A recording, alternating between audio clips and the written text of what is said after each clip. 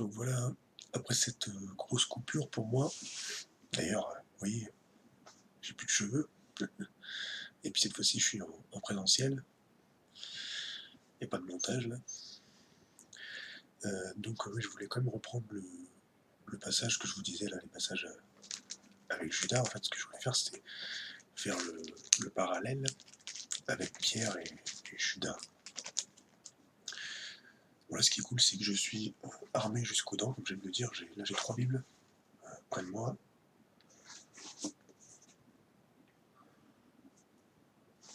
Plus la Shoraki que je viens de vous montrer. En fait, c'est dans Matthieu. En fait, c'est Matthieu 26. Excusez-moi, ma caméra elle bug de temps en temps. Donc je disais, ouais, c'est Matthieu 26. Le passage, c'est Pierre renie en fait Jésus. C'est à partir du verset 69. Et après, vous voyez, Judas, lui, quand il se pend, à partir du verset 3. Et ces passages-là qui sont très intéressants parce que si vous faites le parallèle entre Pierre et Judas, vous allez voir que Pierre, lui, en fait, c'est la petite différence, la grosse différence, qui a fait qu'en fait Pierre, lui, est resté en fait en vie. Il est resté en fait. Vous allez voir qu'en fait il est resté en vie selon la parole en fait, alors que Judas était déjà mort dans son cœur. En fait. Et c'est ça en fait la grosse différence. Et je relisais un peu là. En fait, la grosse différence entre ce qui s'est passé entre Pierre et Judas, parce que Pierre, il a renié Jésus 3 fois. On le voit je disais dans Matthieu, on le voit dans 3 évangiles. On le voit dans Matthieu, dans Marc et dans Jean. Dans Luc, je crois qu'on ne le voit pas. Si vous regardez dans Marc, c'est Marc 14, là, verset 72, tout à la fin. Donc c'est écrit, en fait, donc pour la seconde fois, le coq chanta, et Pierre se souvint de la parole que Jésus lui avait dite, avant que le coq chante 2 fois, tu me renieras 3 fois. Et en y réfléchissant, il pleurait. Après, c'était bizarre, parce que normalement, c'est 3 fois. Avant que le coq chante 3 fois, tu mourras. Ah oui, non, c'est ça, oui, avant que le coq chante 3 fois. Et il sort dehors, et en fait, le truc, c'est ça, c'est que c'est écrit à chaque fois, il pleurait. Ou dans la Chouraki, enfin dans Matthieu 26, verset 75, c'est il pleure amèrement. Et dans Jean, c'est Jean 19, si je dis pas de bêtises. Oui, Pierre nia de nouveau, et aussitôt le coq chanta, conduisirent Jésus de... Ah oui, non.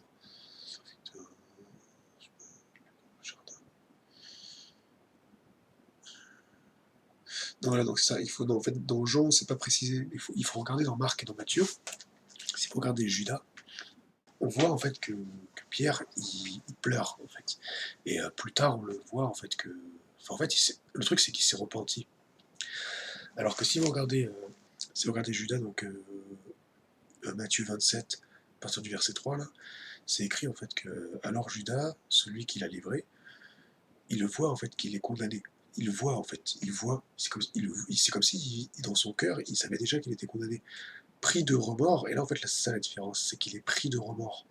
Au lieu, en fait, simplement de pleurer et de se repentir, qu'il est pris de remords, il rapporte les 30 cycles d'argent, d'accord, au chef des servants et aux anciens en disant j'ai fauté. Déjà, il le proclame de sa bouche, déjà, il dit j'ai fauté, j'ai livré un sang innocent. Ils disent, et eux ils lui répondent mais qu'est-ce pour nous, va toi. Il lance les pièces d'argent dans le sanctuaire, se retire, s'en va et se pend. C'est pendu. Les chefs des servants prennent les pièces d'argent et disent il n'est pas licite de les jeter dans la caisse du corban, le trésor du sanctuaire, puisque c'est le prix du sang. Ils tiennent conseil et achètent avec le champ du potier pour la sépulcre des métèques. Ainsi, ce champ est appelé Sédé Adam jusqu'à ce jour. Et en fait, là, s'accomplit en fait la parole du prophète. Là, il dit la parole du prophète Jérémie, Mais ça, j'ai jamais trop compris. Ça, j'ai pas de développement par rapport à ça. Mais en fait, apparemment, ce serait dans. Enfin, en fait, c'est plus clair dans Zacharie 11-12. Bon, bref, ça, après, je pense que c'est par rapport à l'époque. Enfin, déjà, il faut savoir qu'ils avaient plus de livres que nous en avons trouvé. Enfin, bref. Ils prennent les 30 pièces d'argent, prix de l'enchère de celui pour lequel les bénis Israël ont enchéri, et ils les donnent pour le champ du potier, comme la donne l'indiqué. Bref, donc ce qu'on voit là, juste ce que je voulais vous montrer, c'est que Pierre, lui, il s'est repenti. Alors que Judas, en fait, il a proclamé de sa bouche, et c'est là, en fait, où on voit vraiment que c'est vraiment important, je le dis souvent, de proclamer, de parler la parole. Si tu proclames la mort, en fait, tu vas voir la mort s'accomplir. Parce que les mots, ils ont une puissance. Vous voyez, Jésus, il a maudit, il a mal parlé au figuier. En fait, le figuier, dans le naturel, il est mort le lendemain seulement, mais en vérité, il était déjà mort, en fait, par sa parole. C'est pour ça que Jésus vous dira que celui qui se met en colère contre son frère, il a déjà tué, ou ça, dans son cœur. En fait, la personne, elle est déjà morte. En fait, il l'a tué, en fait, dans l'esprit. C'est ça qui est grave. C'est pour ça que c'est important de se repentir. C'est pour ça que c'est important l'éternelle repentance. De se remettre toujours en question. Et de demander pardon. Et pas demander pardon à Dieu, il s'en fiche lui. C'est de demander pardon aux gens. Toujours demander pardon. Je te demande pardon. C'est important. Quand vous voyez l'irritation, tout ça qui monte, la colère, tout ça, je te demande pardon. C'est vraiment très très puissant. C'est quelque chose, moi, que je pratique depuis. Ça fonctionne depuis longtemps. Donc voilà, je ne sais pas si vous avez bien compris. En fait, Pierre, qui s'est repenti, il a pleuré amèrement, mais ensuite il s'est repenti, on le voit après, j'ai pas le verset en tête, mais en fait, après on le voit clairement que. En fait, il regrette pas déjà, c'est pas qu'il regrette pas, c'est qu'il s'est repenti. Il est revenu en fait à Christ.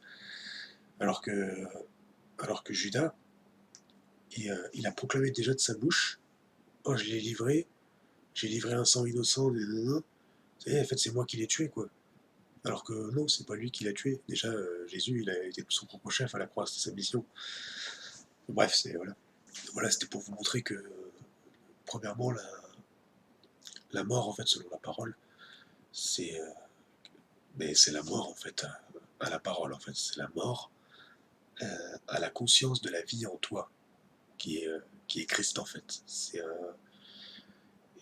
Souvent, ça, tu le vois, on en parlait hier avec un frère et avec ma femme, tout ça.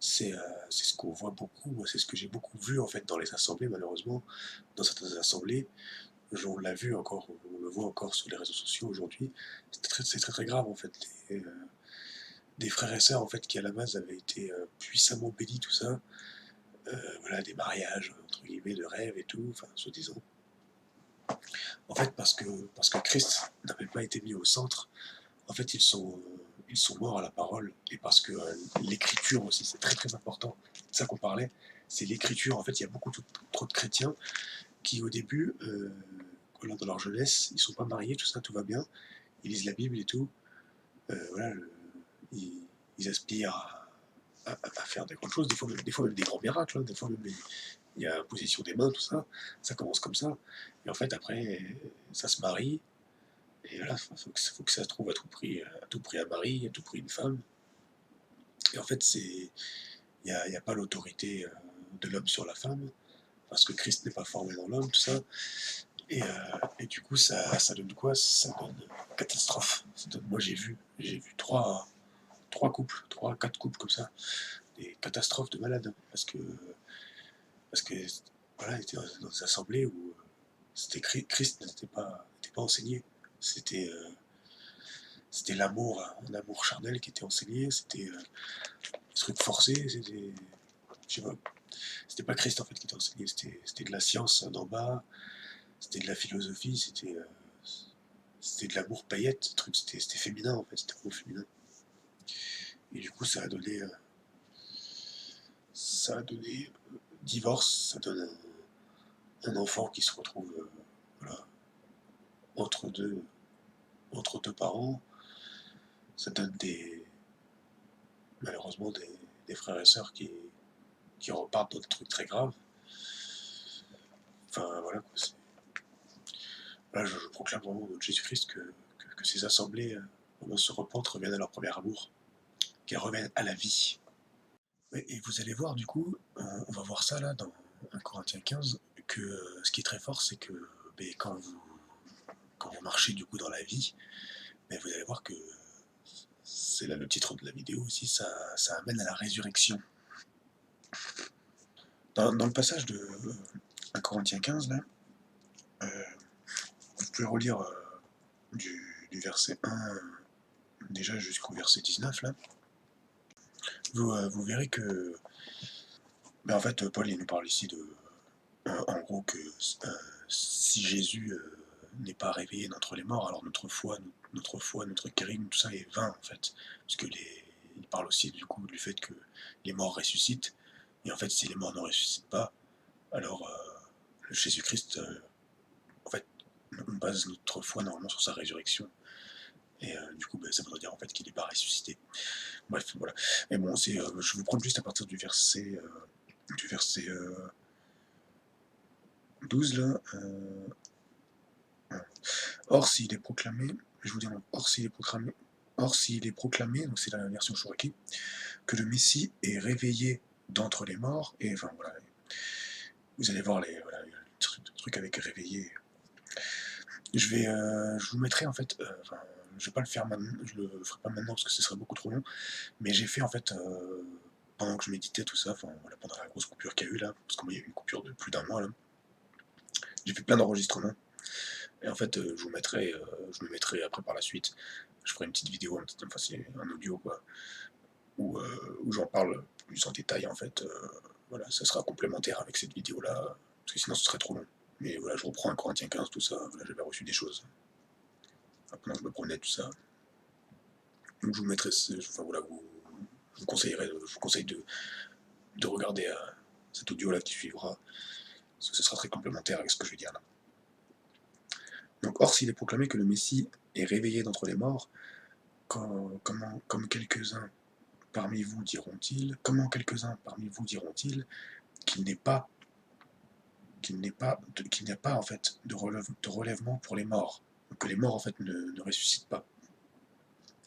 Or, s'il n'est pas de relèvement pour les morts, alors le Messie non plus ne s'est pas réveillé. Et si le Messie ne s'est pas réveillé, donc vain notre kérigme et vaine aussi votre adhérence. Nous nous trouvons être même de faux témoins de Dieu, d'Élohim, puisque nous avons attesté par Élohim qu'il a réveillé le Messie, alors qu'il ne l'a pas réveillé, si les morts ne se réveillent pas, etc. etc. Et en fait, il dit, dès lors, ceux qui se sont endormis dans le Messie ont péri. Si dans cette vie, nous avons espéré le Messie, nous sommes seulement les plus pitoyables des hommes.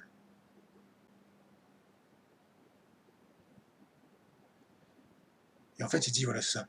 En fait, c'est à partir du verset 20, là, ce que je voulais prendre. Il dit, en fait, mais maintenant, le Messie s'est réveillé d'entre les morts, en tête de ceux qui se sont endormis. Donc le Christ, en fait, il s'est réveillé d'entre les morts, le premier de ceux qui se sont endormis. Vous comprenez? Il y en a qui, en fait, selon Dieu, en fait, quelqu'un qui est mort physiquement, comme nous on le croit, il n'est pas mort. J'en ai déjà parlé, il est endormi. Et donc je vous renvoie à l'audio que j'ai fait, qui viendra, parce que vous verrez que j'en parle en détail de ça. Et donc ensuite, au verset 21, il dit, en effet, par un homme, la mort, elle est venue. C'est Adam, cet homme, en fait, vous allez voir. Donc par un homme aussi, le relèvement des morts. Et par un homme, en fait, la mort est venue, c'est Adam. Et par un homme aussi, donc c'est Jésus-Christ, la résurrection des morts. C'est écrit en fait au verset 22, et comme tous sont morts en Adam, de même, dans le Messie, tous seront faits vivants. Et je vous rappelle que le Christ, il est invisible, parce que sinon ça voudrait dire que c'est que pour ceux qui l'ont vu là dans la chair. Alors que non, là en fait, on nous dit, de même dans le Messie, tous seront faits vivants.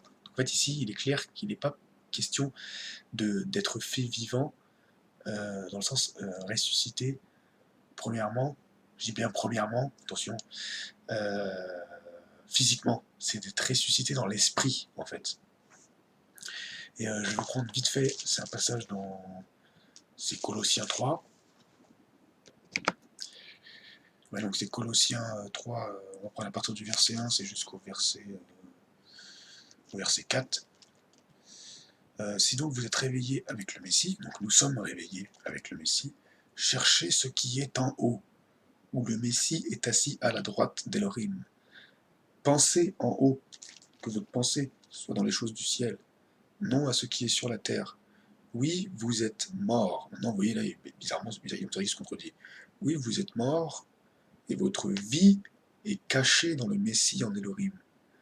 Quand le Messie apparaîtra, pareil, ça j'en ai déjà parlé, mais en fait, quand il est question ici de quand le Messie apparaîtra, en fait, c'est quand le Messie vous est dévoilé. Je ne vais pas revenir dans les détails, mais bon, voilà. Ça, d'ailleurs, je vous renvoie sur ma série de vidéos sur comprendre la parole, tout ça, et particulièrement donc, à vous les gens du monde, là, parce qu'il me semble que j'en ai parlé bien en détail, là, des termes épiphaniques, tout ça. Donc je reprends, il dit au verset 3, donc oui, vous êtes morts et votre vie est cachée dans le Messie en Elohim, et ce qui est très fort, donc c'est, voilà, je répète, donc quand le Messie apparaîtra, lui qui est votre vie, il dit. Il dit donc, quand le Messie vous est dévoilé, automatiquement, il devient votre vie. Il est votre vie. Vous voyez? En fait, là ici, on nous montre bien en fait que la vie, c'est une personne. C'est le Messie, en fait, le Christ en nous, et la vie. Donc voilà, enfin, je pense que c'est assez clair. Hein. Bon, c'est pareil, là, il y aura un enregistrement complémentaire que j'ai déjà fait par rapport à ça. Et voilà, enfin, j'espère que vous comprenez bien. Donc la mort, c'est une entité. Vous voyez, la mort, en fait, c'est premièrement, c'est la séparation avec la parole de Dieu. Et pour faire simple, voilà, pour faire simple comme ça, vous prenez comme je vous en ai parlé, vous prenez un chrétien, vous prenez un homme qui était à fond dans les Écritures, il était à fond dans ses pensées, c'était Christ, Christ, Christ, et du jour au lendemain, en fait, je sais pas, il s'est fait avoir par les soucis de la vie, voilà, ça c'est la parole de Paul Dussummer, hein, par les soucis de la vie, par l'argent, il a commencé à idolâtrer des choses, à idolâtrer sa femme, à idolâtrer son enfant, à idolâtrer son travail, et en fait, parce que le diable est venu, et en fait parce qu'il n'était pas peut-être complètement enraciné en Christ, du coup, ben, tac, il s'est fait avoir par une pensée en fait, et du coup il a commencé à y avoir la mort en fait, et c'est premièrement c'est dans les pensées. C'est pour ça que je dis souvent, le monde spirituel c'est le monde des pensées. Je voudrais prendre un dernier passage, on va finir là-dessus, c'est dans Apocalypse du coup, on va finir par Apocalypse. Oui, donc la vie, on voit clairement que c'est une personne, donc c'est Christ, la vie. Et donc je vais vous montrer donc dans Apocalypse 20, à partir du verset 11, parce que là c'est pareil, j'avais reçu par la grâce de Dieu un gros dévoilement, c'est pareil, j'avais fait un autre enregistrement aussi, je vous mettrai peut-être, qui sera complémentaire je pense par rapport à ça.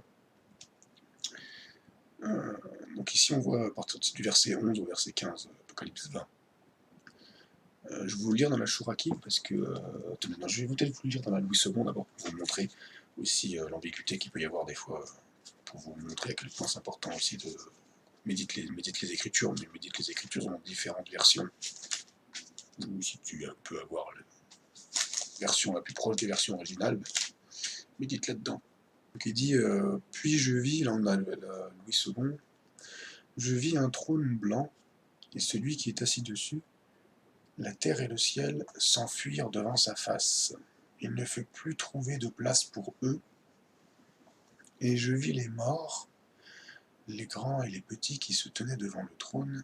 Des livres, et là il dit, regardez, écoutez bien, des livres furent ouverts. Et un autre livre fut ouvert, celui qui est le livre de vie. Et les morts furent jugés selon leurs œuvres, d'après ce qui est écrit dans ces livres. La mort rendit les morts qui étaient en elle, la mort et le séjour des morts rendirent les morts qui étaient en eux, et chacun fut jugé selon ses œuvres. Et la mort et le séjour des morts furent jetés dans l'étang de feu, c'est la seconde mort, l'étang de feu. Quiconque ne fut pas trouvé écrit dans le livre de vie fut jeté dans l'étang de feu. Maintenant, je vais vous lire dans la Shuraki parce que vous allez voir l'ambiguïté de ouf. Parce que moi, j'ai reçu le dévoilement de ce que c'est les livres. Mais je vous mettrai quand même l'enregistrement. Parce que, bref, je vais finir là-dessus vite fait. Parce que je vous laisserai méditer là-dessus parce que c'est très très fort. Je reprends juste au verset 12, là, je vois les morts, les grands, les petits debout en face du trône. Donc déjà, il y a des morts, donc des grands et des petits, qui sont debout en face d'un trône. Là, c'est écrit dans la Shuraki, les volumes sont ouverts. C'est écrit déjà les volumes. Excusez-moi si je fais tomber ma Bible, ça va le faire. Donc c'est écrit, ouais, les volumes sont ouverts. C'est-à-dire, là, je tombe sur le chapitre 10. On voit ici le volume ouvert. Bref, je vais vous montrer que en fait, les volumes, donc ce qu'on a appelé nous les livres, en fait c'était des rouleaux déjà. Et moi en fait le Seigneur, quand j'ai relu ce passage en fait pendant que je méditais pendant la coupure là, cet esprit m'a ouvert les yeux en fait et il m'a montré en fait, il m'a rappelé une parole. C'est dans les évangiles du coup, c'est au début des évangiles. C'est un des premiers passages que Jésus il prend, c'est quand il prend le rouleau d'Ésaïe, en fait c'est le volume d'Ésaïe. Et en fait, le Seigneur, il m'a montré, il m'a ouvert les yeux. En fait, là, quand on vous dit les volumes sont ouverts, en fait, il a vu Jean devant lui, il a vu la Torah et les prophètes. En fait, il a vu tous les livres de ce que nous on appelle l'Ancien Testament. Il a vu tous les livres, en fait, la Torah, les prophètes, et les psaumes, tout ça, les louanges, tout. C'est ça qu'il a vu, en fait. Quand on vous dit là, les volumes sont ouverts, il a vu les écrits, il a vu l'écriture, en fait. Il a vu les livres, en fait, les livres physiques ouverts devant lui, en fait. Il a vu les prophètes, tout ça. Et ensuite, c'est écrit. Donc là c'est écrit, un autre volume est ouvert. Là où on vous dit dans la Louis II, comme ça là, on vous dit, c'est, il dit, des livres, c'est écrit, c'est bizarre parce que c'est écrit, des livres furent ouverts. Déjà c'est écrit des livres, c'est pas écrit les livres, c'est écrit des livres furent ouverts et un autre livre fut ouvert, celui qui est le livre de vie. C'est comme si en fait on avait l'impression que je sais pas comment expliquer, mais en gros, en fait, c'est par rapport au verset d'après, enfin, c'est par rapport à la fin du verset. À la fin du verset dans Shuraki, c'est écrit, en fait, que les morts, ils sont jugés sur ce qui est écrit dans les volumes selon leurs œuvres. C'est pas écrit qu'ils sont jugés sur ce qui est écrit dans l'autre volume qui est celui de la vie. Je vous mettrai de toute façon je vous mettrai les versets, je pense, parce que c'est vraiment important, les versets, comment ils sont écrits dans la Shuraki d'un côté, et dans la Louis II de l'autre. Enfin, non, il y a différentes versions de la Louis II. Je pourrais prendre aussi dans celle-là. Là. Alors, par exemple, dans celle-là, c'est encore plus grave, parce que là, ça porte complètement en confusion, parce que ça vous est dit carrément, ça c'est la. Alors, moi, j'aime bien des fois cette version, mais voilà, par exemple, pour des passages comme ça, je l'aime pas. C'est écrit clairement, en fait, des livres furent ouverts, donc des livres furent ouverts. Un autre livre fut aussi ouvert, c'est écrit carrément.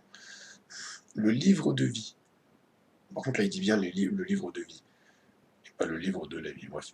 Les morts furent jugés conformément à leurs œuvres, d'après ce qui est écrit dans ces livres. Et du coup, en fait, l'autre second, c'est pareil, c'est écrit. Pareil, c'est écrit dans ces livres. Dans ces livres, alors que la Shuraki, en fait, nous dit, c'est pas écrit dans ces livres. Il nous dit, en fait, euh, euh, ce qui est écrit dans les volumes, selon leurs œuvres. Mais c'est pas pareil en fait, parce que on vous dit en fait au début, les volumes sont ouverts, et on vous dit un autre volume est ouvert. Donc il faut associer en fait que le volume de la vie, celui de la vie, et les volumes sont ouverts, c'est deux choses bien distinctes et différentes. Et dans la fin du verset, quand on vous dit euh, que les morts en fait sont jugés sur ce qui est écrit dans les volumes, en fait, c'est comme ça, c'est vraiment important quand vous méditez en fait les Écritures, c'est vraiment important de décortiquer comme ça les versets, parce que dans la pensée de l'époque, ça c'était très très important. C'est pas, enfin, moi c'est un aîné dans la foi qui lit, en fait, il médite comme ça lui, et, euh, et en fait il est énormément inspiré euh, à travers le fait de lire comme ça, mais en fait il est vraiment conduit et il porte vraiment du fruit dans l'esprit. Et c'est vraiment Christ en fait qui est dévoilé à chaque fois. C'est vraiment important en fait de lire doucement et de lire vraiment. presque mot par mot. C'est très très important. Voilà, c'est juste ici pour vous montrer en fait que les volumes en question, c'était la Torah, les prophètes, les psaumes, et en fait, le volume de la vie là qui est écrit là, un autre volume est ouvert, celui de la vie. En fait, le livre de la vie là qui est ouvert, en fait, en fait, c'est le cœur de Christ en fait qui nous a été dévoilé. C'est le cœur de Christ en fait qui a été dévoilé à Jean à ce moment-là. En fait, de toute façon, je vous mettrai l'autre enregistrement, vous irez le voir plus tard. J'en parle, j'explique plus en détail. Enfin, voilà, j'ai été vraiment inspiré à ce moment-là et vous verrez quoi. Et ensuite, il dit la mer. Donc la mer donne ses morts, la mort et le shéol donnent leurs morts, ils sont jugés chacun selon leurs œuvres, etc. Et c'est selon leurs œuvres. Et la mort et le shéol sont jetés dans le lac de feu, telle la mort la seconde, le lac de feu. Bref, on voit clairement. Enfin bon, bref, ça j'en parlerai aussi. Ça j'en parlerai voilà, dans une autre enregistrement, ce que c'est la seconde mort et tout ça. Mais voilà, en gros, donc ce qu'il faut bien comprendre, je finis là-dessus, c'est que la mort, premièrement, c'est une entité, on l'a vu dans Genèse, euh, la mort, c'était la séparation en fait, c'est la séparation à la parole de Dieu. Et la vie, en fait, c'est une personne, la vie, premièrement, c'est Christ. La vie, elle te conduit automatiquement, la vie, à refléter la vie d'en haut, à refléter en fait la pensée de Christ. La vie, elle, euh, la vie, elle va te conduire automatiquement. La vie, elle va te conduire à marcher dans l'amour. Elle va te conduire à marcher dans la repentance. Elle va te conduire à être l'incarnation de la résurrection, de la guérison. La vie, c'est une personne. Elle a des multiples facettes.